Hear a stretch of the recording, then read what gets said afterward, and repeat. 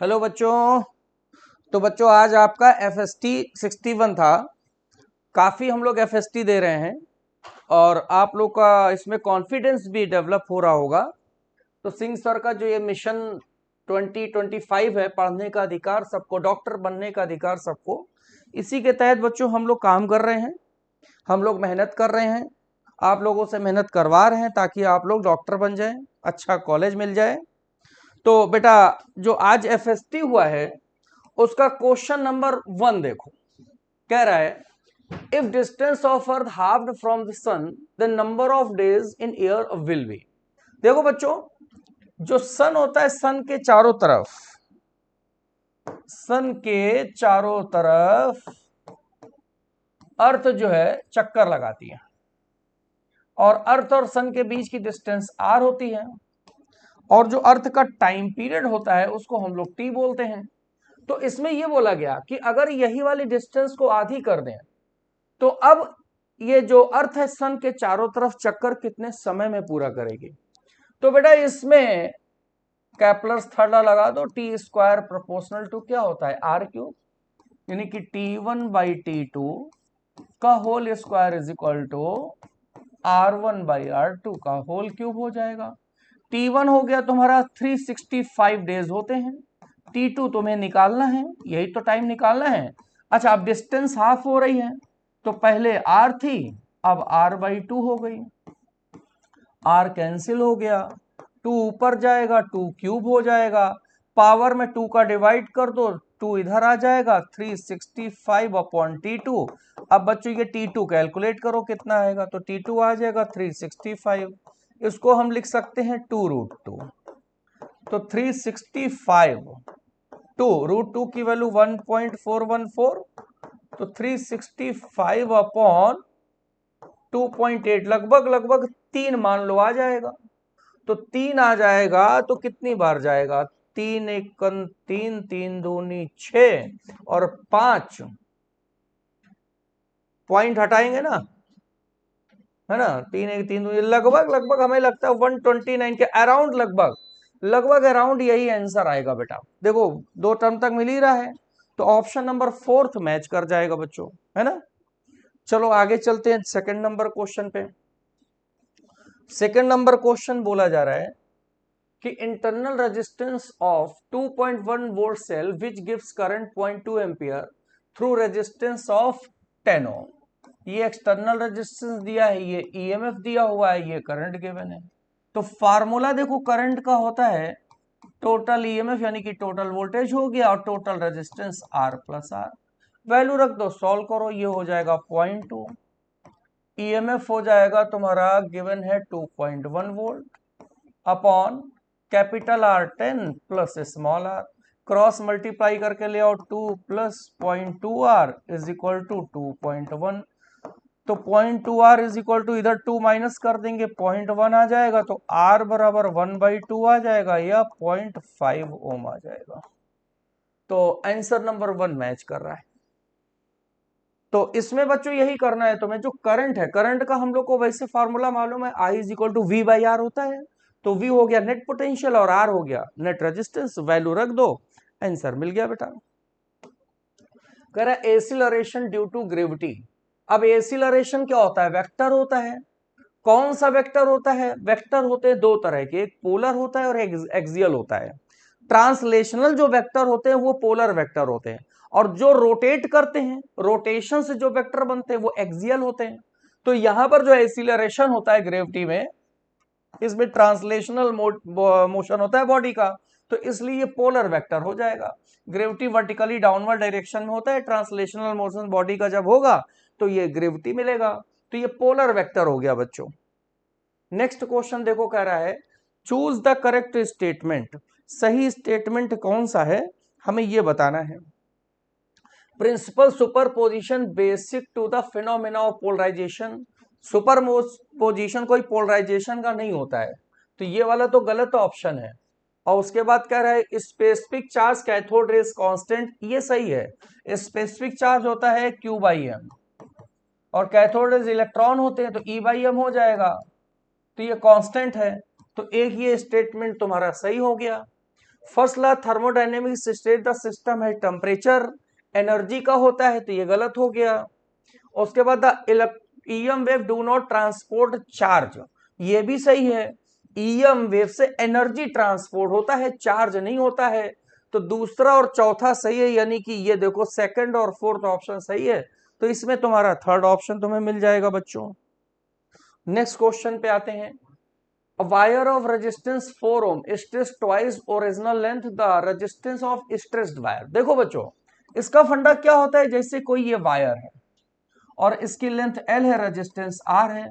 अब इसको खींच करके अगर इसकी लेंथ हम n टाइम्स कर दें, कितने टाइम्स कर दें, n टाइम्स, तो नया रेजिस्टेंस हो जाता है n स्क्वायर R। यानी कि अगर लेंथ को हम n टाइम्स करेंगे तो न्यू रेजिस्टेंस हो जाता है n स्क्वायर टाइम्स। अब n यहां पर कितना है, डबल लेंथ है, तो डबल का मतलब 2 स्क्वायर और रेजिस्टेंस 4 ओम है, 4 चौक 16 ओम, 16 ओम नया रेजिस्टेंस आ गया। ये फार्मूला याद रखना है कि कोई अगर वायर खींचा जाता है, पकड़ करके खींचा जाता है, तो फिर उसका जो रेजिस्टेंस होता है वो n स्क्वायर टाइम्स पहले के रिस्पेक्ट में हो जाता है, अगर लेंथ n टाइम्स हो रही है। नेक्स्ट पे आ जाओ। Restoring force per unit area क्या होता है, restoring force per unit area stress होता है बच्चों। स्ट्रेस हो गया, आंसर आ गया, restoring force per unit area stress आ गया, force per unit area stress. चलो आगे चलते हैं।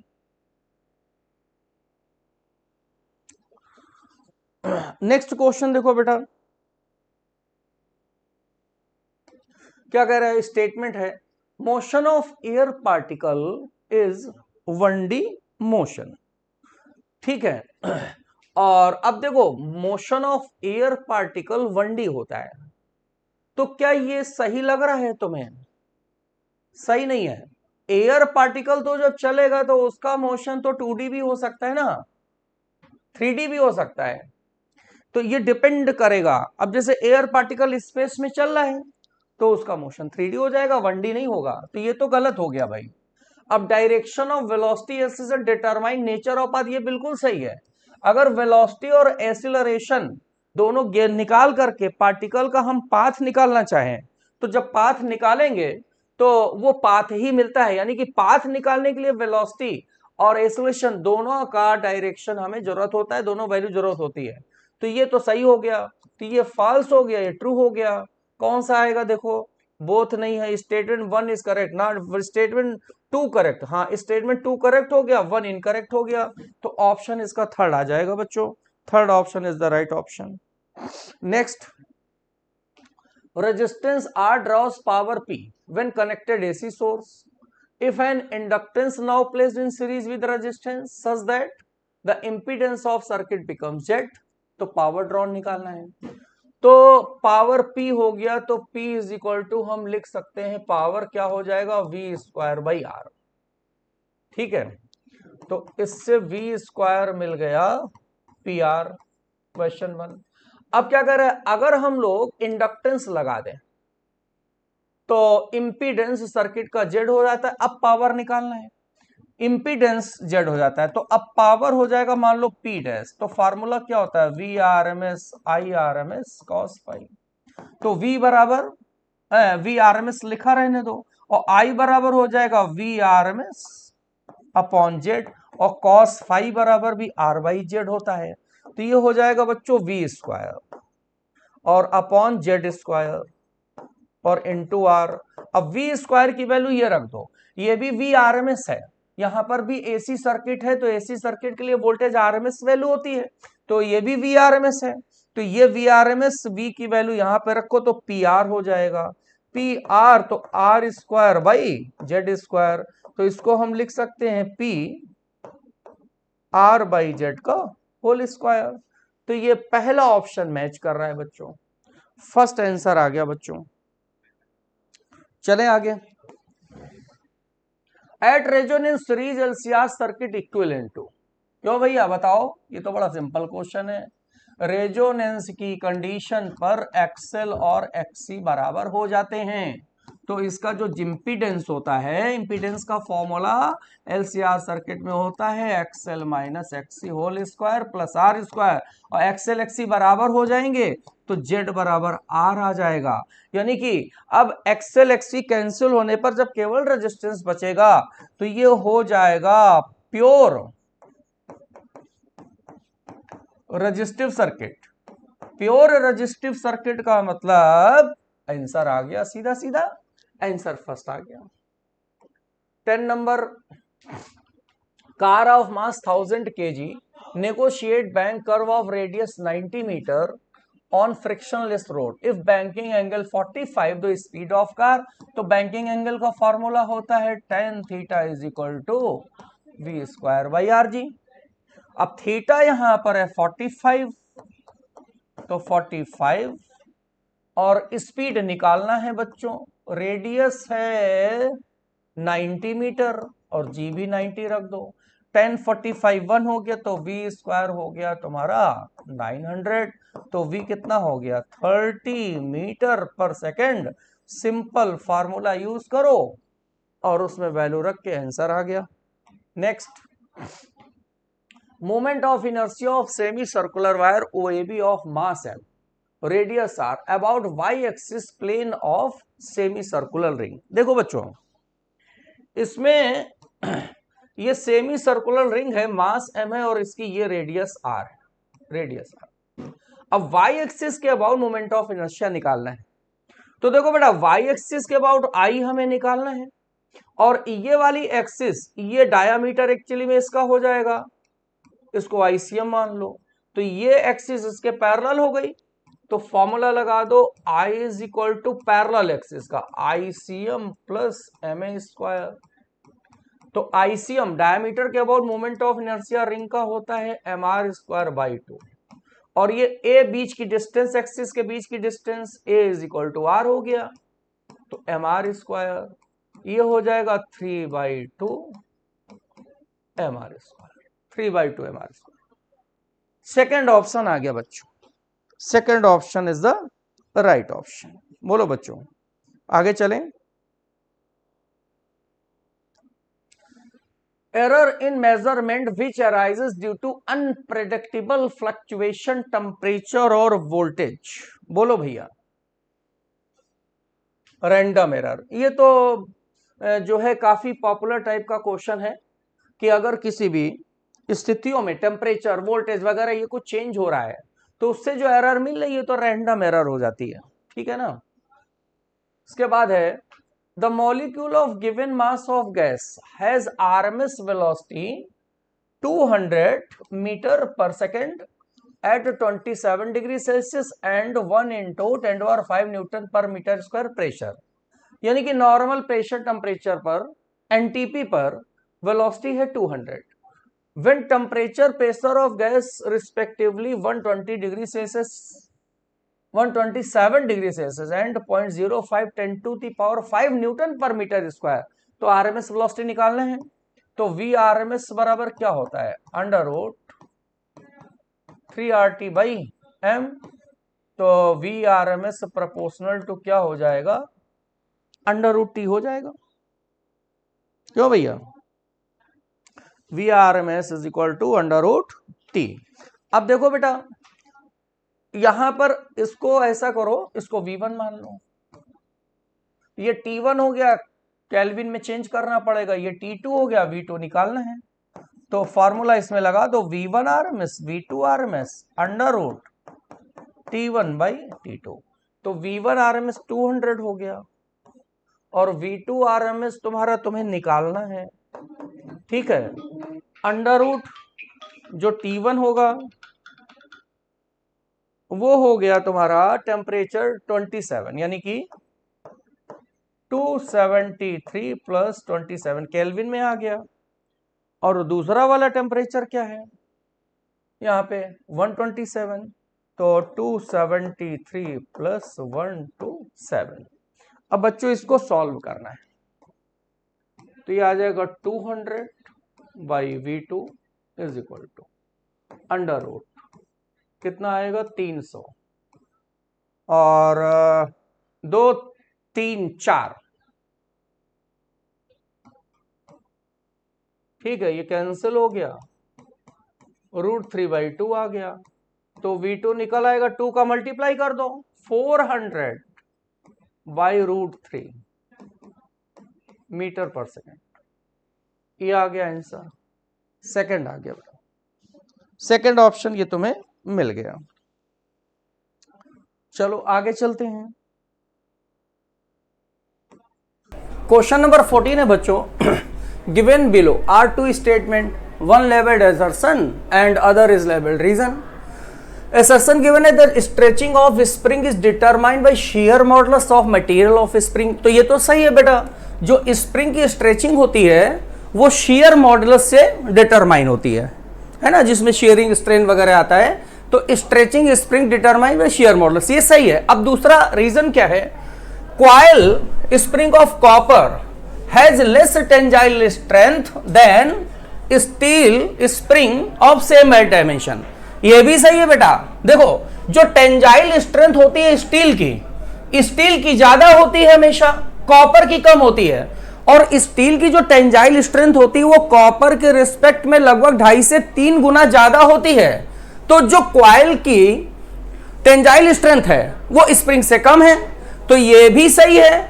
इसका मतलब आंसर कौन सा हो गया, दोनों ही सही हैं, both A and R are true, दोनों सही हैं, तो इसका आंसर फर्स्ट हो गया। 15 नंबर कह रहा है 3 लिक्विड ऑफ डेंसिटी ρ1 ρ2 ρ3, जिसमें ρ1 ज्यादा है, ρ2 कम है, ρ3 सबसे कम है, having same value of surface tension, rise to the same height in 3 identical capillaries. तो एंगल ऑफ कांटेक्ट ओबे कौन सा लॉ फॉलो करेंगे बताना है। क्या होता है बेटा, T is equal to surface tension RH ρg/2 cos theta, ये होता है। अब हाइट तो सेम है, यहां पे डेंसिटी और थीटा में रिलेशन क्या बन गया, cos थीटा इधर ले आएंगे तो प्रोपोर्शनल टू रो आ जाएगा। अब देखो बच्चों, cos में कैसा चलता है, अगर थीटा बढ़ेगा तो cos थीटा की वैल्यू कम होगी, ठीक है ना। और डेंसिटी, अब जैसे मान लो क्या है कि यहां पे डेंसिटी ρ1 सबसे ज्यादा है, तो θ1 सबसे कम हो जाएगा। भाई देखो, cos में उल्टा होता है, cos थीटा अगर इंक्रीज करेगा तो थीटा डिक्रीज करेगा। अब यहां पर इसका मतलब यहां पे थीटा और रो में इनवर्स का रिलेशन आ जाएगा।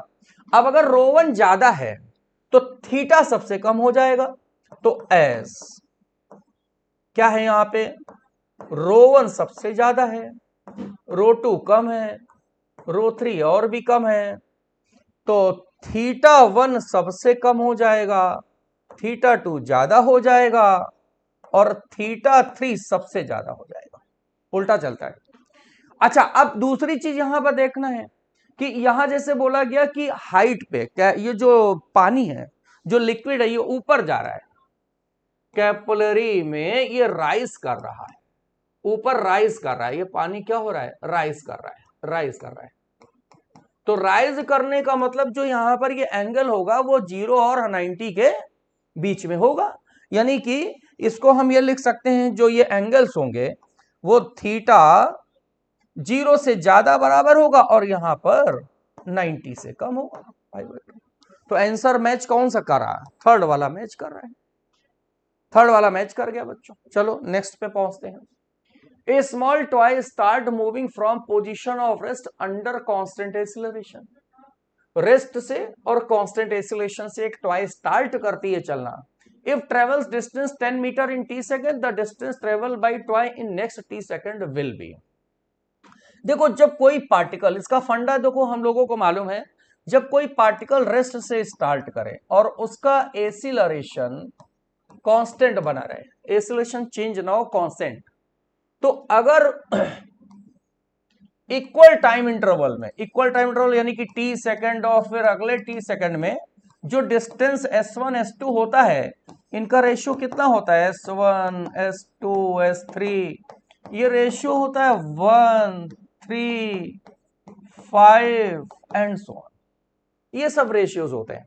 तो अब यहां पे पहले टी सेकंड में कितनी डिस्टेंस है, 10 मीटर, तो अगले टी सेकंड में कितना हो जाएगा, 3 गुना डिस्टेंस हो जाएगी, यानी कि 30 मीटर। पहले टी सेकंड में, फर्स्ट टी सेकंड में, टाइम कुछ भी हो बेटा, फर्स्ट टी सेकंड में कितना डिस्टेंस पार्टिकल कवर करता है 10, तो अगले टी सेकंड में जो S2 होगा वो 3 गुना डिस्टेंस कवर करेगा। सो नेक्स्ट टी सेकंड में S2 हो जाएगा S2 3S1 3 गुना 30 मीटर। 30 मीटर आंसर डायरेक्ट आ गया। तीसरा आंसर मैच कर रहा है बच्चों, थर्ड ऑप्शन आ गया। क्लियर? चलें आगे बच्चों, नेक्स्ट क्वेश्चन पे चला जाए। नेक्स्ट क्वेश्चन आता है अब 17 कह रहा है an electric dipole placed at angle 30 degree with electric field intensity 2 × 10⁵ newton per coulomb, it experience torque equal to 4 newton metre. तो चार्ज ऑन डाइपोल और डाइपोल की लेंथ 2 सेंटीमीटर के बने। देखो बेटा, ये डाइपोल हो गया, ये इलेक्ट्रिक फील्ड हो गया। तो इलेक्ट्रिक फील्ड की वैल्यू है यहां पर 2 × 10⁵ न्यूटन पर कूलम।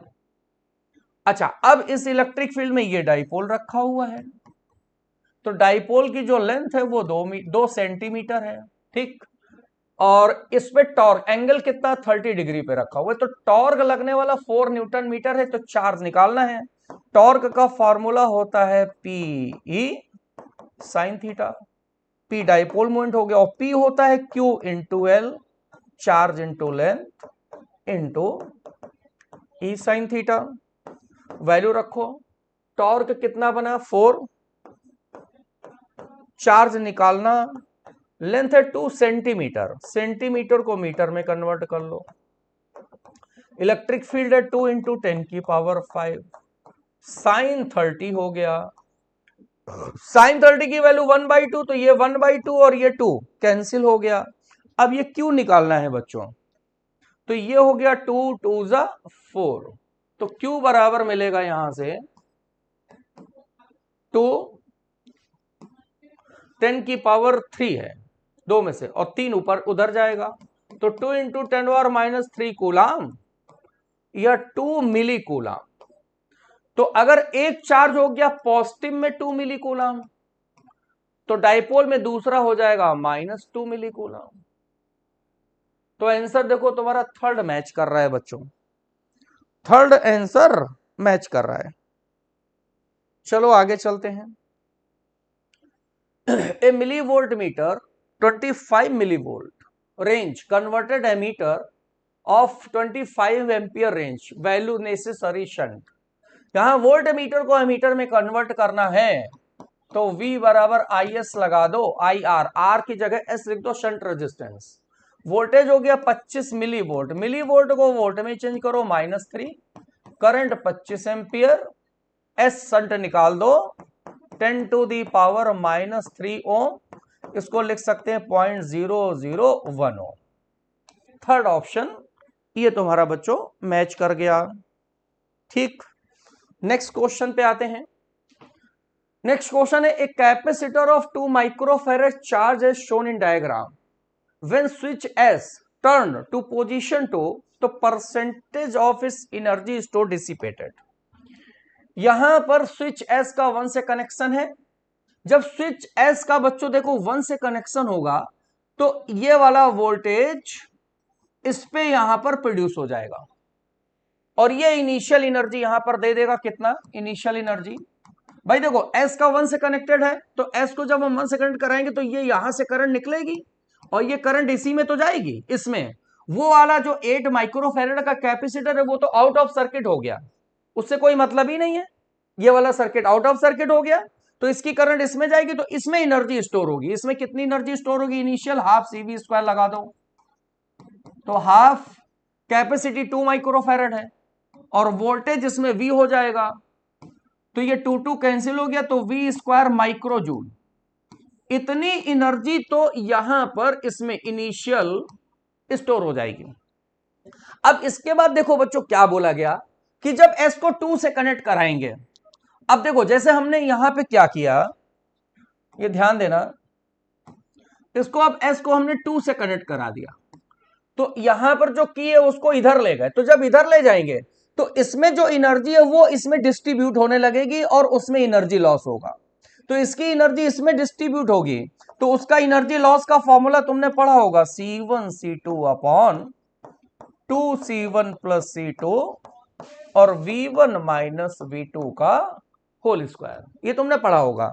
तो अब ये एनर्जी लॉस निकाल लो। C1 हो गया तुम्हारा 2, C2 8 upon 2, C1 plus C2 2 plus 8 10, V1 V रहेगा और इसमें जो वोल्टेज था वो इनिशियली 0 था, क्योंकि यहां पर पहले तो ये वाला चार्ज हो रहा था, तो इसका इनिशियल वोल्टेज 0 था, तो ये V1 V रहेगा, V2 0 रहेगा। 2 2 कैंसिल हो गया, ये आया 2 4 जा 8, 2 5 जा 10 V स्क्वायर माइक्रोजूल। इतना एनर्जी लॉस आ गया।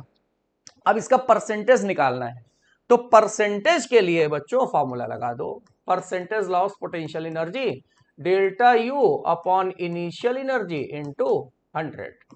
डेल्टा यू तुम्हारा आया 4 अपॉन 5 V स्क्वायर, इनिशियल आ गया V स्क्वायर, माइक्रो माइक्रोजूल कैंसिल हो जाएगा इनटू 100, ये कैंसिल हो गया, 5 दूनी 10, 20 चौक 80, 80% डिसिपेट परसेंटेज एनर्जी हो गई, 80% आंसर आ गया, 80% आया बच्चों। ठीक, चलो आगे चलें, 20 नंबर पे आ जाओ। लिस्ट 1 2 को मैच कराना है, प्योरली कैपी। ये यहां पर देखो ये चूंकि फेज डिफरेंस है, तो फेज डिफरेंस का मतलब यहां पर ये सब एसी सर्किट है। कौन सा सर्किट की बात हो रही है? Not DC, AC circuit. अब एसी सर्किट में जो प्योर कैपेसिटिव रेजिस्टेंस होते हैं, तो प्योरली कैपेसिटिव रेजिस्टेंस में current leads to voltage by 90 degree, ये होता है बच्चों। जब प्योर कैपेसिटिव सर्किट होता है तो उसमें करंट वोल्टेज से 90 डिग्री लीड करती है। तो इसमें देखो ये वाला डायग्राम दिख रहा है, इसमें करंट वोल्टेज से 90 डिग्री लीड कर रही है, तो ए वाला पहले से मैच कर रहा है। प्योर इंडक्टर में उल्टा होता है, इसमें होता है voltage leads to current by 90 degree, तो इसमें वोल्टेज लीड करता है। तो देखो ये वाला आ गया, फोर्थ ऑप्शन आ गया, वोल्टेज लीड कर रहा है, वोल्टेज लीड कर रहा है। उसके बाद एलसीआर सर्किट एट रेजोनेंस, तो ऐसा क्वेश्चन अभी पीछे हम लोगों को मिला था।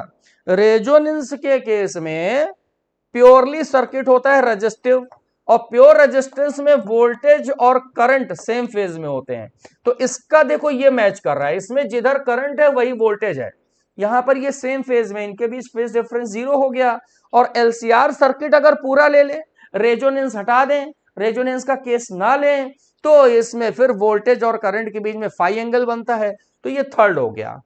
मैच कराओ, ए का फर्स्ट और फर्स्ट, दूसरा और चौथा में हो सकता है। बी का कितना आया 4, बी का 4 इन दोनों में है। सी में मैच कराओ, तो सी का कौन सा आया सेकंड, तो सी का सेकंड ये आया, सेकंड ऑप्शन आ गया बच्चों, यही वाला मैच कर रहा है, second option.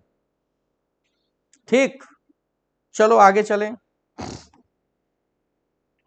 A plane EM wave in non-magnetic dielectric medium is given by E is equal to E naught 4 into 10 power minus 7x minus 50t with distance being in meter and time second, dielectric constant of medium। देखो जो non magnetic medium होता है बच्चों, non magnetic dielectric medium, इसके लिए जो relative permeability होती है वो 1 होती है, म्यू आर। सबसे पहले तो इसको ध्यान रखो, म्यू आर 1 होता है। अब यहां मीडियम में जो स्पीड होती है वो होता है C upon under root mu R epsilon R. ये फार्मूला तुम लोग को मालूम होना चाहिए, यही फार्मूला होता है। और V होता है ओमेगा बाई के, C हो गया 3 इंटू 10 की पावर 8 अपॉन म्यू आर 1 हो गया, और एप्सिलॉन आर जो होता है रिलेटिव परमिटिविटी, वही डाइलेक्ट्रिक कांस्टेंट होता है, निकालना है। अब ओमेगा क्या है, ये देखो ये हो जाएगा तुम्हारा kx minus omega T, compare करेंगे तो E is equal to formula था E naught kx minus omega T, omega 50 आया, k की वैल्यू यहां से मिल गई 4 into 10 to the power minus 7, 3 into 10 की पावर 8 और अंडर रूट के। अब इसको सॉल्व करो, देखो यहां पर अंडर रूट के तो इधर ले आओ, 4 उधर ले आओ 12 हो जाएगा, 7 ले जाएंगे यहाँ पे 10 हो जाएगा और डिवाइडेड बाई 50 कर दो 0। तो ये आ जाएगा 5 दूनी 10, 4 5 और 2.4। अब अंडर रूट के 2.4 आया, स्क्वायर कर दो 2.4 का होल स्क्वायर, लगभग ये 5 इसको सॉल्व करो, लगभग 5.8 के नजदीक कहीं आ जाएगा। तो आंसर इसका सेकंड मिल जाएगा 2.4। भाई अंडर रूट के की वैल्यू आई है ना 2.4, तो होल स्क्वायर करेंगे तो 2 पॉइंट का स्क्वायर करोगे लगभग 5.8 के आसपास तुम्हारा आंसर बच्चों ये वाला मैच कर जाएगा। ठीक है, चलो आगे चलते हैं। An AC having peak value I naught 2.82 ampere is used to heat a wire, a DC producing the same heating rate will be। देखो बच्चों इसका फंडा क्या होता है, देखो जैसे मान लो फंडामेंटल, एक ये रेजिस्टेंस वायर है, इसमें हमने डीसी करंट फ्लो करा दी, और यही वाला रेजिस्टेंस वायर आइडेंटिकल है, यही वाला वायर है, इसमें हमने एसी फ्लो करा दी। एसी का मतलब, एसी करंट का मतलब होता है आरएमएस करंट फ्लो करा दी। ये ध्यान रखना, जो भी करंट एसी वाली फ्लो होती है वो आरएमएस वैल्यू होती है, वो पीक वैल्यू नहीं होती है। ठीक है ना। अब इसमें यहां पे हीटिंग इफेक्ट सेम है, हीटिंग इफेक्ट मतलब दोनों में हीट सेम निकल रही है। अब इसमें हीट कैसे निकालोगे, आई स्क्वायर आर टी, तो I D C square R T हो गया, और इसमें भी वही हीट है, तो आई स्क्वायर यानी कि I square R M S AC हो गई current, I square R T cancel हो गया। तो अब यहां पर हमें मिला I D C is equal to I R M S current और डीसी करंट, दोनों करंट यहां पर हमें सेम मिल गई। अब हमें निकालना क्या है, ये पीक वैल्यू गिवन है ना, तो फार्मूला हमें डीसी निकालना है, तो I D C is equal to हो जाएगा I R M S is equal to हो जाएगा I naught by root two. तो आई नॉट की वैल्यू हो गई 2.82, रूट टू की वैल्यू होती 1.41, डिवाइड करो 2 आ जाएगा, लो आई डी सी 2 आ गया, 2 एम्पियर आ गया बच्चों, 2 ampere is the right option. Next, A square loop of side 1 meter and resistance 1 ohm placed in magnetic field of 0.5 Tesla. If plane of loop perpendicular to direction of field the magnetic flux। सबसे पहले देखो magnetic flux का formula होता है BA cos theta, और बच्चों theta क्या होता है, थीटा क्या होता है, थीटा होता है angle between field and area vector, और एरिया वेक्टर क्या होता है, perpendicular line to the loop. तो angle between magnetic field and area vector, ये। अब इन्होंने क्या बोला कि जो ये लूप रखा है मैग्नेटिक फील्ड में, तो लूप का प्लेन परपेंडिकुलर टू फील्ड है। कैसे, जैसे मान लो ये मैग्नेटिक फील्ड है, अब लूप का प्लेन देखो ये हो गया परपेंडिकुलर टू फील्ड हो गया, तो ये तो मैग्नेटिक फील्ड की डायरेक्शन हो गई। अब प्लेन के परपेंडिकुलर जो लाइन खींचेंगे वो एरिया वेक्टर होगा, तो इसके परपेंडिकुलर लाइन खींचेंगे तो ये एरिया वेक्टर आ जाएगा। तो एरिया वेक्टर और फील्ड एक डायरेक्शन में हो गए, इसका मतलब थीटा 0 बना। तो यहां पे रखो मैग्नेटिक फील्ड तुम्हारा है 0.5 टेस्ला, और ये स्क्वायर लूप है, तो स्क्वायर लूप का एरिया होता है साइड स्क्वायर, और साइड 1 है, तो एरिया हो जाएगा 1 स्क्वायर cos 0, cos 0 1 हो गया, 0.5 वेबर आ गया, पहला आंसर आ गया, first answer is the right answer. आइए बच्चों, इसके पहले का डिस्कशन आप लोगों ने कर लिया अच्छे से, 1 से लेकर 23, 24 के आगे मैं करता हूं डिस्कस, अच्छे से देखिएगा। मैग्नेटिक एनर्जी स्टोर्ड का इंडक्टर सर्किट के लिए फॉर्मूला होता है energy stored half L I square. Half L I square की बात करेंगे हम लोग, तो बेटा यहां पर आ जाता है हमारे पास L की वैल्यू 4 10 की पावर नहीं माइक्रो रहने दीजिए, क्योंकि माइक्रो दिया हुआ है, तो 4 माइक्रो हेनरी ही लगा देंगे। और यहां पर बेटा हमारे पास करंट का स्क्वायर है 2 स्क्वायर, तो इससे हमारा कैंसिल हो जाएगा 8 माइक्रो जूल। तो बेटा करेक्ट आंसर 24 का सेकेंड वाला आ जाएगा। 24 का सेकेंड आंसर है। इसके बाद आ जाते हैं क्वेश्चन नंबर 25। यहां पर इलेक्ट्रिक फील्ड, ये ईएम वेव का क्वेश्चन है। यहां पर electric field component oscillate at the frequency is given, but आपको एम्पलीट्यूड ऑफ इलेक्ट्रिक फील्ड दिया है। इसका मतलब हो गया ई नॉट की वैल्यू गिवन है 48 volt per metre. The amplitude of oscillating magnetic field निकालना है आपको, बी नॉट की वैल्यू को फाइंड करना है। फॉर्मूला होता है E naught upon B not equal to सी। बच्चों एक बात ध्यान रखिएगा, आपको जब फॉर्मूले में यहां पर बी नॉट निकालना है, सीधे सीधे आपको बी नॉट की वैल्यू निकालने के लिए ई नॉट बाई सी आप क्या करेंगे, 48 को डिवाइडेड बाई 3 10 की पावर 8। देखिए 16 आएगा, पहली बात तो 10 की पावर 8 ऊपर जाएगा, -8 आएगा, -7 आ जाएगा, तो 25 क्वेश्चन का आंसर आ जाएगा फर्स्ट, यानी कि हमारा 1.6 10 टू दी पावर -7, क्योंकि वो -8 है ना ऊपर, तो -7 हो जाएगा। नाउ नेक्स्ट आ जाते हैं हम लोग क्वेश्चन नंबर 26 पर। एक्चुअली इसमें डायमेंशन ऑफ मैग्नेटिक फील्ड निकालनी है और कूलम के यानी कि चार्ज भी दिया है, सी के डिनोट किया गया है। तो आप F equal to I B L इससे निकालेंगे तो जल्दी निकल आएगा, F I into A L, और बेटा फोर्स की डायमेंशन होती है MLT-2 और L आ जाएगा, I का मतलब है करंट और करंट का मतलब होता है charge per unit time, CT, और ये आएगा CT-1, तो CT-1, और यहां देखिए फाइनली L से कैंसिल, T-1 ऊपर जाके आ जाएगा T-1,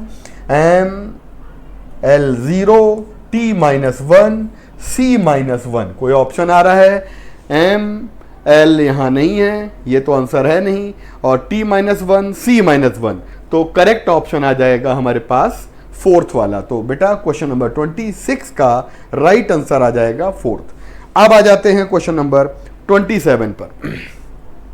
27 क्वेश्चन देखते हैं। आपको 27 नंबर क्वेश्चन में एक डायग्राम आपको क्वेश्चन में दिया होगा, नहीं दिया है तो हम लोग देखते हैं। क्वेश्चन में डायग्राम आपको एक बार समझना पड़ेगा। कॉनकेव, देखिए थोड़ा सा ये मैं लिख देता हूं, कॉनकेव छोटा है, मिरर थोड़ा सा बड़ा करके लिख रहा हूं, और फोकल लेंथ f1, यहां से क्लियर है, is placed at a distance d from the convex lens. आप क्या करने जा रहे हैं, आप ये करने जा रहे हैं कि कॉनकेव मिरर को eight a distance d from convex lens, from convex lens, focal length convex lens की कितनी है और इसकी कितनी है f1, और डिस्टेंस कितनी है d, यानी कि आपकी कहां से डिस्टेंस निकालेंगे, पोल ऑप्टिकल सेंटर से पोल तक की डिस्टेंस, इसी को कह रहे हैं। फिर कहते हैं beam of light coming from infinity, यानी कि लाइट की बीम हमारी गिर रही है, इनफाइनाइट से आ रही है, और अगर आप इनफाइनाइट से ला रहे हैं तो पैरेलल टू प्रिंसिपल एक्सिस लाएंगे।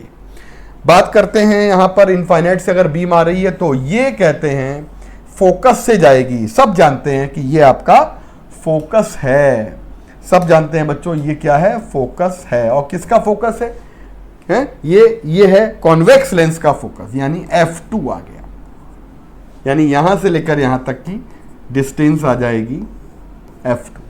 अब बात थोड़ी आगे बढ़ाते हैं। हमारे पास यहां की बात हो रही है कि अगर लेंस के और मिरर के कॉम्बिनेशन पर गिरती है ये रे ऑफ लाइट, इनफाइनाइट से आ रही है, रिटर्न टू इनफाइनाइट, वापस इनफाइनाइट पे तभी जाएगी जब हमारा ये मिरर पर 90 डिग्री पर गिरेगी, और 90 डिग्री पर गिरेगी तो परपेंडिकुलर तभी गिरेगी जब मिरर का ये सेंटर ऑफ कर्वेचर होगा। मिरर का ये सेंटर ऑफ कर्वेचर होगा तो दैट मींस कि ये हमारा 2f1 आ जाएगा, क्योंकि मिरर की फोकल लेंथ f1 है, r बराबर 2f, यानी कि यहां से लेकर यहां तक 2f1 आ गया। प्यारे बच्चों d की वैल्यू जब निकालेंगे तो 2f1 plus f2 correct option आएगा। लेकिन ये वाला आंसर कोई नहीं लगाएगा, क्योंकि आपके माइंड में तो चलेगा कि इसकी फोकल लेंथ माइनस होती है कॉनकेव मिरर की, तो यहाँ माइनस में f1 लगा लो। नहीं बेटा, क्योंकि आप यहाँ पर डिस्टेंस निकाल रहे हो, और डिस्टेंस निकालने का मतलब है आपको सिंपली दोनों ऐड करने हैं, कोई ऑप्टिक्स का फॉर्मूला नहीं लगाएंगे, तो साइन कन्वेंशन से बचे रहेंगे। राइट आंसर 27 का हमारा फर्स्ट वाला आ जाएगा। इसके बाद आ जाते हैं क्वेश्चन नंबर 28 वाले पर आ जाते हैं। देखिए, angle of incidence for a ray of light refracting surface of the prism पर हमारा जो ये देखिए प्रिज्म है। अब the angle of incidence for a ray of light refracting surface of the prism is 45, यानी 45 डिग्री पर हमारी ये 45 डिग्री का एंगल ऑफ इंसिडेंस दिया है, और that is called I1। The angle of prism is given 60 degree. अब क्या कह रहा है, इफ द रे सफर मिनिमम डेविएशन, यानी हमारी जो रे ऑफ लाइट है वो मिनिमम डेविएशन सफर करती है, खैर उससे लेना देना नहीं है, लेकिन ये कहना चाहता है कि एंगल ऑफ मिनिमम डेविएशन बताइए and refractive index of material बताइए। अगर हमें मिनिमम डेविएशन की कंडीशन की बात करनी है तो एक बात मैं आपको बता दूं कि आप सब लोग जानते हैं डेल्टा एम इक्वल टू होता है I1 प्लस I1 माइनस ए। बात समझिएगा, मतलब I1 भी दिया है 45 माइनस का ए का मतलब 60 डिग्री, तो दैट इज 30 डिग्री। आपको कोई एक ऑप्शन यहां पर मिलेगा जो आपको 30 डिग्री का यहां पर वैल्यू दे रहा होगा, यानी कि आप 2i करके लगा देते हैं ना, तो मिनिमम डेविएशन में I1 equal to I2 equal to I कर लेते हैं, बात वही है। 2i कर लीजिए तो भी वही चीज आ जाती। अब निकालना है रिफ्रैक्टिव इंडेक्स, तो बच्चों I और A मालूम है, और हम सबको मालूम है कि A इक्वल टू होता है R1 प्लस R2, और दोनों R1 R2 इक्वल हैं, तो 2R1 आ जाएगा। A की वैल्यू कितनी है 60 है, तो R1 की वैल्यू आ जाएगी 30 डिग्री। अब अगर R1 30 डिग्री आ गया तो mu equal to sine I1 divided by sine R1, sine I1 45, sine R1 हमारा आ जाएगा 30 डिग्री। तो प्यारे बच्चों यहां से जब निकालेंगे तो 1/√2, 1/2, तो √2 ऊपर आ जाएगा, तो म्यू की वैल्यू आ जाएगी √2। तो राइट आंसर हमारा आ जाएगा क्वेश्चन नंबर 28 का सेकंड वाला ऑप्शन सही है। तो बच्चों ये मिनिमम डेविएशन का एक क्वेश्चन था, ताकि आप यहां पे गलती ना करें, इसलिए मैंने इसको पूरा अच्छे से डिटेल में इसको समझाया है। आगे बताते हैं नेक्स्ट वाले पर। पोलर मॉलिक्यूल आपको बहुत पुराना सवाल है, परमानेंट इनका इलेक्ट्रिक डायपोल मोमेंट होता है। नेक्स्ट वाले पर आ जाते हैं। व्हेन अल्फा पार्टिकल जब भी हमारा बॉम्बार्डिंग करता है गोल्ड न्यूक्लियस पर, लिखा है पता नहीं न्यूक्लियस कौन सा है, लेकिन वो न्यूक्लियस का चार्ज Zd है, तो आपने पढ़ा है कहाँ पर लीस्ट डिस्टेंस का फॉर्मूला, आपने रदरफोर्ड की थ्योरी में पढ़ा है 2Zd² डिवाइडेड बाई k, यानी कि least distance of closest approach kinetic energy of alpha के इनवर्सली प्रोपोर्शनल है, और अल्फा की काइनेटिक एनर्जी जो होती है ½ mv²। यहाँ पर आ जाएगा हमारे पास वैल्यू आ जाएगी ½ mv²। तो least distance of closest approach mass के इनवर्सली प्रोपोर्शनल है। तो करेक्ट ऑप्शन बेटा हमारा 30 नंबर क्वेश्चन में आ जाएगा पहला वाला। हम लोग आगे आ जाते हैं क्वेश्चन नंबर 31 पे। फुल वेव रेक्टिफायर में क्या होता है कि पीएन जंक्शन डायोड जब भी कभी फुल वेव में जब आपको करंट मिलती है ना, तो ये है हमारी इनपुट, यहां बनाएंगे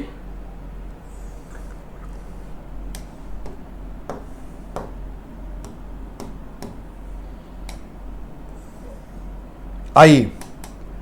तो बात करते हैं, ये इनपुट एसी है और यहां पर बात करेंगे हम लोग फुल वेव में आपको ये पल्स मिलेगी, ये भी मिलेगी, ये भी मिलेगी और ये भी मिलेगी। तो सर ये तो पूरी मिल रही है, पूरी तो मिलेगी, बट हमें कह रहा है आउटपुट में एसी की रिपल मतलब उतार चढ़ाव, ये तब दूर होता है जब हम बात करते हैं ये जो है ना एसी हमारी ऐसे ऐसे ऐसे ऐसे ऐसे ऐसे, मतलब एसी स्मूथ नहीं आ रही है। स्मूथ एसी डीसी लाने के लिए एक्चुअली ये डायरेक्ट करंट बनानी है और नो वेरिएशन चाहिए।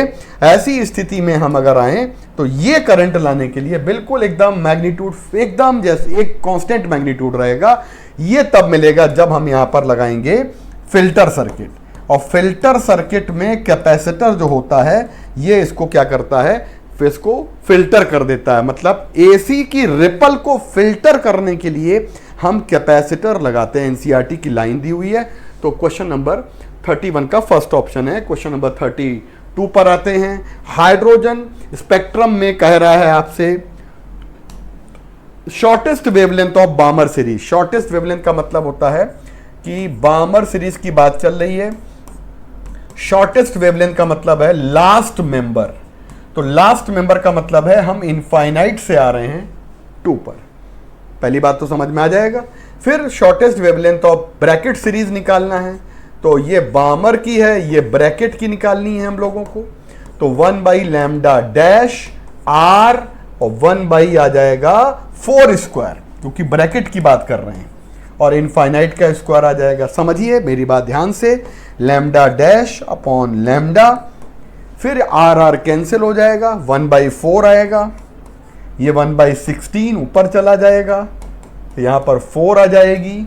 लैम्डा डैश की वैल्यू 4 लैम्डा आ रही है। कुल मिलाकर बात समझनी ये है कि आपको 32 क्वेश्चन में ये लास्ट मेंबर यानी शॉर्टेस्ट वेवलेंथ, फर्स्ट मेंबर होता तो ये कैसा होता, लॉन्गेस्ट वेवलेंथ कहलाता है। एंड अगर लास्ट मेंबर है तो क्या कहलाता है, शॉर्टेस्ट वेवलेंथ। तो 32 का राइट आंसर आ जाएगा फोर्थ वाला। लेकिन आपको एक बात और बता दें, लास्ट मेंबर को हम लोग सीरीज लिमिट के नाम से भी जानते हैं। क्या नाम जानते हैं, सीरीज लिमिट।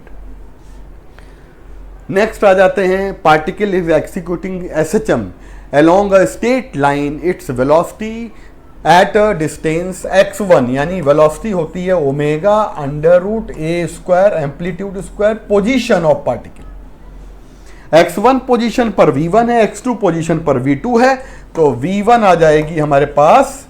अच्छा स्क्वायर कर दें, तो स्क्वायर कर देंगे तो यहां पर आ जाएगा a square and x1 square, तो दैट इज इक्वेशन 1। और v2 आ जाएगी हमारे पास ओमेगा स्क्वायर और a square minus. Question number ध्यान से समझिएगा कि वेलोसिटी अगर हम डिफरेंट पोजीशन पे देखेंगे तो हमारी x1 पोजीशन पर v1 है और x2 पोजीशन पर v2 है, बट एंगुलर फ्रीक्वेंसी और एंगुलर वेलोसिटी वही रहेगी। टाइम पीरियड निकालना है मेरे प्यारे बच्चों। यहां से बहुत ही शानदार तरीके से आप एक काम कर सकते हैं, इसको आप यहां लीजिए और इसको ऐसे माइनस कर लीजिए। जब आप यहां पे माइनस कर लेंगे तो ये माइनस है, क्योंकि सब जगह v1 square minus v2 square है, तो हमें ऑप्शन चेक करना है, ये माइनस ये प्लस। समझिए omega square x1 square omega square a square ये कट जाएगा, ओमेगा स्क्वायर x1 स्क्वायर बचेगा, तो ओमेगा स्क्वायर x2 स्क्वायर इधर बचेगा, तो omega square x2 square, omega square यहां से हटा दीजिए, x1 स्क्वायर देख लीजिए, पहले x2 प्लस हो गया, x1 माइनस हो गया, यहां क्या बचा, v1 square minus v2 square कर लिया। इतना तो समझ में आ ही गया। अब क्या कर लें, ओमेगा स्क्वायर की वैल्यू निकाल दें। आप इतना करिए, v1 square minus v2 square कर लीजिए, ओमेगा स्क्वायर की जगह पे 2 पाई t का होल स्क्वायर कर लीजिए, और बेटा ओमेगा की वैल्यू पुट कर दी, x2 square minus x1 square कर लीजिए। यहाँ t स्क्वायर इधर ले आएंगे तो t स्क्वायर इधर आ जाएगा, 4 पाई स्क्वायर इधर बचेगा, और क्या करना पड़ेगा, x2 स्क्वायर ऊपर रहेगा, x1 स्क्वायर ऊपर रहेगा, नीचे आ जाएगा v1 square minus v2 square. अब अगर रूट लेना है तो पूरे का रूट लेना होगा, तो t इक्वल टू आ जाएगा 2 पाई अंडर रूट के अंदर, ये ऊपर x2 square minus x1 square, नीचे आएगा v1 square minus v2 square. Question का ऑप्शन ढूंढने की कोशिश करिए। तो मुझे लगता है कि ये क्वेश्चन आसान है, थोड़ा सा सॉल्व करने वाला क्वेश्चन है, तो 33 का सेकंड नंबर देखिए मैच कर रहा है, ऊपर x2 square, x2 square, x1 square, v1 square, v2 square, right, 2 पाई है। आ जाते हैं क्वेश्चन नंबर 34। इंटरनल एनर्जी जो होती है आइडियल गैस की, आइडियल गैस की बात करते हैं तो सिर्फ डिपेंड करती है किस पर, सिर्फ टेम्परेचर पर। बात रियल गैस की करते तो हम प्रेशर, वॉल्यूम, टेम्परेचर तीनों भी ले सकते थे। रियल गैस की बात नहीं हो रही है, आइडियल गैस की बात हो रही है, इसलिए लगाएंगे थर्ड ऑप्शन। तो हमारा 34 का थर्ड वाला आंसर आ गया। When sound wave goes from one medium to another medium, कौन सी क्वांटिटी कभी नहीं बदलती है? फ्रीक्वेंसी एक ऐसी क्वांटिटी है जो आपकी किसी भी वेव के एक मीडियम से दूसरे मीडियम में जाने पर कभी नहीं बदलती है बच्चों। क्वेश्चन का राइट आंसर आ जाएगा पहला।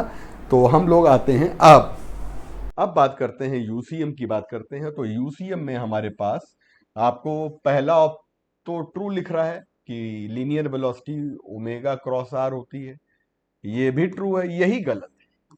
यहाँ पर हम जानते हैं हम लोग की जो हमारे पास वैल्यू आती है वो अल्फा इक्वल टू, मतलब यानी कि एक्सेलरेशन लीनियर जो हमारा सेंट्रीपिटल होता है, a vector equal to alpha cross R तो चलेगा, ठीक है। 3 रिलेशन है जो मेन होते हैं, जो आपको याद करने हैं, जो हमारे मेन इंपॉर्टेंट पूछे जाते हैं, यही गलत है option.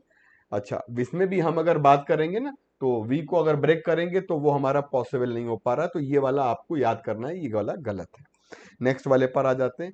Work done by conservative force, बात हो रही थी कि फोर्स होता है हमारा minus times D you by D R. आप जब F इंटू डी आर करेंगे यहाँ पर तो minus of potential energy change आ जाएगा। यानी कि अगर वर्क डन, इसको कहेंगे वर्क डन, तो ये किसके इक्वल आ जाएगा? Negative of potential energy change, यानी कि डिक्रीज करती है पोटेंशियल एनर्जी। तो क्वेश्चन की बात करते हैं हम लोग 38 की। 38 वाला जो क्वेश्चन है बच्चों, इसमें जब बात करते हैं तो पर देखो 6 कूलम चार्ज है, तो हमारे पास आता है Q upon epsilon not total flux, लेकिन पर फेस की बात कर रहे हैं, वन फेस की बात कर रहे हैं, तो 1/6 आ जाएगा। और अगर आप 1/6 करेंगे और Q की वैल्यू पुट करेंगे तो हमारे पास वैल्यू आ रही है 1 अपॉन एप्सिलॉन नॉट, यानी 6 कैंसिल हो जाएगा। Flux link, electric flux link पर फेस कह रहा है बच्चों। आइए क्वेश्चन नंबर 39 पर। The dipole moment of circular loop carrying current I is m, magnetic field at the centre of loop is B1। मतलब कहने का है कि सर्कुलर कॉइल की लूप की बात कर रहे हैं, तो m dipole, magnetic dipole moment I into A का मतलब हो गया I into pi R square, ये इसका एरिया है, एरिया ऑफ द लूप। फिर अगर हम करंट को कांस्टेंट रखते हैं, कह रहे हैं ना करंट कांस्टेंट रखते हैं, keeping the current constant, dipole moment को डबल किया जा रहा है, तो डाइपोल मोमेंट को हमने कर दिया 2m, करंट को फिक्स, एंड अगर हम रेडियस नहीं बदलेंगे तो फिर बदल नहीं सकता।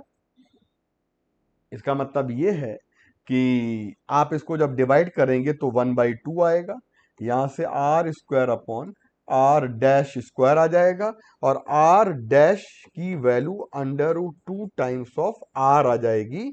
अब बात मैग्नेटिक फील्ड की कर रहे हैं, तो यहां पर सेंटर पर magnetic field mu naught I upon 2r, यानी मैग्नेटिक फील्ड जो हमारा है वो इनवर्सली प्रोपोर्शनल टू r, पहले B1 बाद में B2, तो B1 upon B2 equal to R2 upon R1 करेंगे। R2 की कितनी वैल्यू दी गई है? R2 मतलब R डैश, R2 मतलब R डैश, तो यही R2 यही R डैश है, राइट। तो ये हमारा एक तरीके से आ जाएगा R dash upon R dash की वैल्यू √2, और नीचे R कैंसिल हो गया, √2 इसका रेशियो आ रहा है। राइट आंसर बच्चों इसका 39 का थर्ड वाला आंसर सही है। तो 39 क्वेश्चन का राइट आंसर थर्ड। बात करते हैं हमारी जो ideal n mole of an ideal gas at constant volume, molar specific heat capacity CV given है, अंडरगोज आइसोबारिक एक्सपेंशन, मतलब एक्सपेंशन तो हो रहा है isobarically, the ratio of the work done to the heat given, यानी कि isobaric में heat given का मतलब है QP, कांस्टेंट प्रेशर पे। वर्क डन का फॉर्मूला म्यू आर, मतलब NR delta T, P delta B से एन आर डेल्टा टी।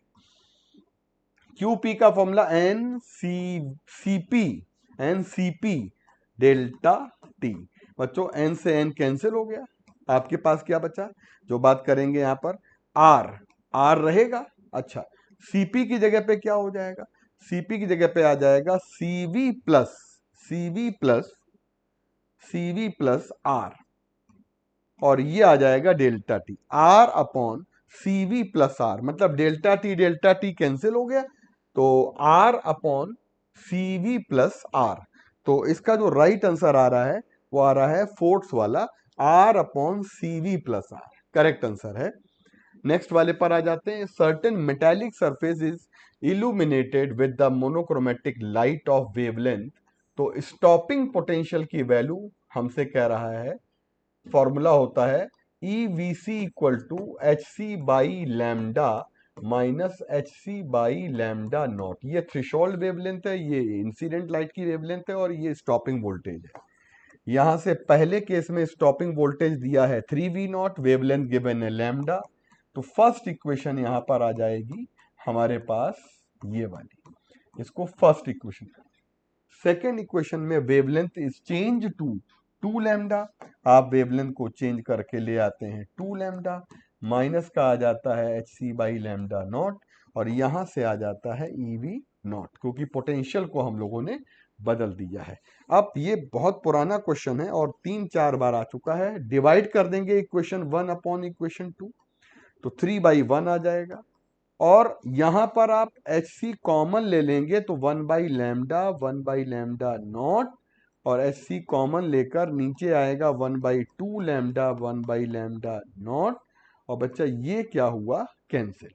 अगर ये कैंसिल हो गया तो हम लोग बात करते हैं 3 टाइम्स, यानी कि 3/2 लैम्डा 3/लैम्डा नॉट 1/लैम्डा नॉट, 3 लैम्डा वाला इधर और लैम्डा वाला इधर, तो 3/2 लैम्डा माइनस 1/लैम्डा इक्वल टू 1/लैम्डा नॉट, यहां पे 3 आ जाएगा और 1/लैम्डा, तो ये 4/लैम्डा नॉट आ जाएगा। यहां पर आएगा तो आपके पास 1/2 लैम्डा आ जाएगा, यानी आपके पास जो वैल्यू आ जाएगी, बच्चों बहुत ध्यान से समझिएगा, 2 का मल्टीप्लाई ऊपर 2 का मल्टीप्लाई नीचे, और ये वाली वैल्यू हमारी आ रही है, जस्ट ए मिनट, ये माइनस का साइन, तो 3 - 1 2, और 2 ऊपर 2 नीचे मल्टीप्लाई, तो 2 - 1 2 1 आ जाएगा, यानी कि 2 लैम्डा आ जाएगा। तो क्रॉस मल्टीप्लाई करके हम जब बात करेंगे तो लैम्डा नॉट की वैल्यू 4 लैम्डा आ रही है। तो करेक्ट आंसर हमारे का यहां पर सेकंड वाला। जब बात बेटा करते हैं हम लोग इस तरह के क्वेश्चन में जहां पर आउटपुट ग्राफ दिया जाता है, तो ये देखिए 1 है पहला, तो टेबल तैयार कर लेते हैं ए बी और वाई, आउटपुट फाइनली क्या है, वाई। अच्छा, एक बात आपको बता दें कि ये और है और ये नॉट है, तो ये क्या बन गया, नॉर। ये एंड है और ये वाला क्या हो जाएगा हमारे पास, ये एंड है, और ये वाला क्या है हमारे पास, नॉट है, तो ये आ जाएगा हमारे पास नैंड, है ना, ये इसको नैंड कहेंगे।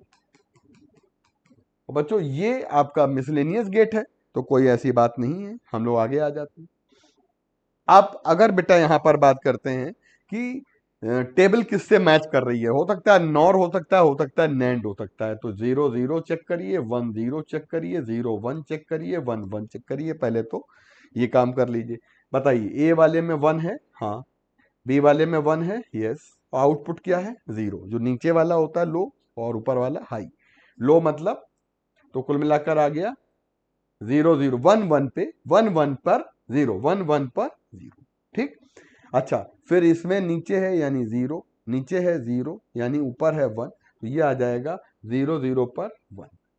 कुल मिला के हम लोग को आगे भी बढ़ना है, 0 1 पर 1 आ रहा है, 0 1 पर 1 आ रहा है, इसी से फिल करेंगे।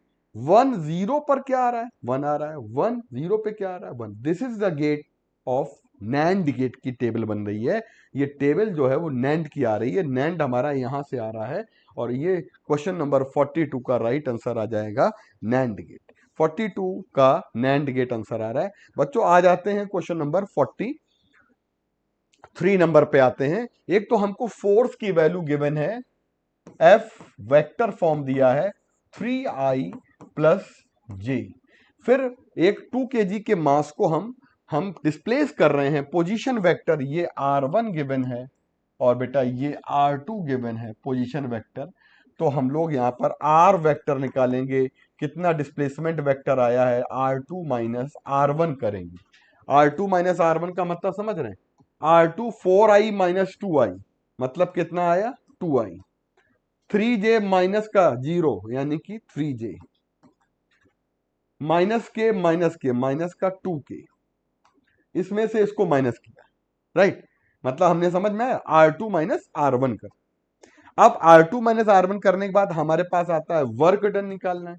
तो f vector dot r vector करेंगे, तो इसका और इसका डॉट करेंगे तो 3i 2i यानी ये आएगा 6 और j यानी 3 1 जा 3 यानी कि 3 और k है नहीं तो ये 0 हो जाएगा। 9 जूल वर्क आ रहा है, करेक्ट आंसर इसका 9 जूल वर्क डन। नेक्स्ट वाले पर आ जाते हैं।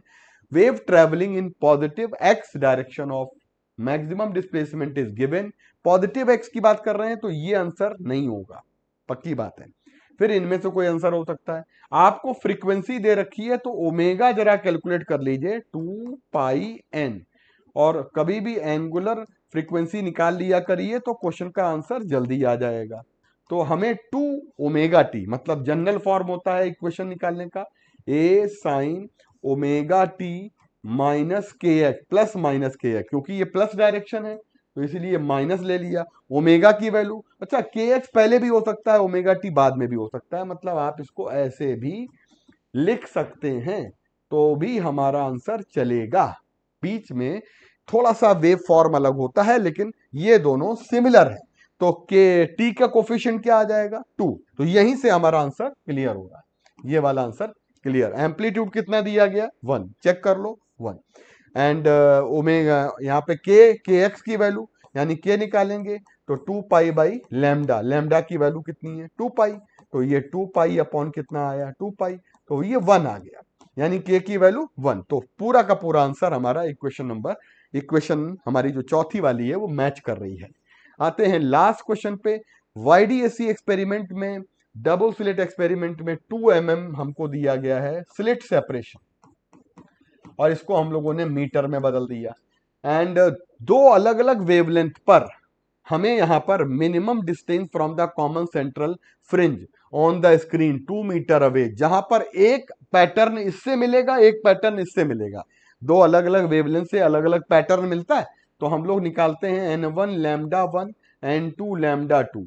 इस मेथड से कौन सी फ्रिंज लैम्डा 1 वाली किसके साथ कॉन्साइड करती है। तो n1 लैम्डा 1 की वैल्यू है 12,000 और n2 लैम्डा 2 की वैल्यू है 10,000, और इसको बेटा हम n1 अपॉन n2 करेंगे तो 5/6 आ जाएगा। यानी आप कह सकते हैं यहां पर कि पांचवी फ्रिंज है n1 वाली, यानी कि पांचवी फ्रिंज है हमारी ये वाली, और छठी फ्रिंज है आपकी ये वाली। मतलब फिफ्थ फ्रिंज और सिक्स फ्रिंज हमारी क्या कर रही है कॉन्साइड करती है। तो अगर हम बात करते हैं फिफ्थ फ्रिंज पहले वाले की, तो सेंट्रल से कितना दूर मिलती है, तो फॉर्मूला होता है position of nth fringe from central. तो सेंट्रल से nth फ्रिंज की पोजीशन का फॉर्मूला होता है n d lambda by D. n की वैल्यू फिफ्थ, क्योंकि हम इसके लिए क्या ले रहे हैं फिफ्थ, पहली वाली फिफ्थ दूसरी वाली सिक्स, तो पहले पैटर्न लैम्डा वाला फिफ्थ वाला और दूसरे का सिक्स वाला कॉन्साइड करता है, एक की 5 फ्रिंज एक की 6 फ्रिंज। तो 5 फ्रिंज कहां पर बन रही है ये निकाल देते हैं। डी की वैल्यू 2 मीटर, लैम्डा की वैल्यू 12,000 और 10 की पावर माइनस का 10 एंगस्ट्रॉम को मीटर में, और डी की value 2 into 10 to the power minus का 3। बेटा 2 2 कैंसिल हुआ, 5 2 12 5 जा 6, यानी इससे सॉल्व करेंगे तो 6 mm हमारा राइट आंसर आ जाएगा। तो ये रहा हमारे सारे 45 क्वेश्चन का आंसर। थैंक यू बच्चों। Have a good day.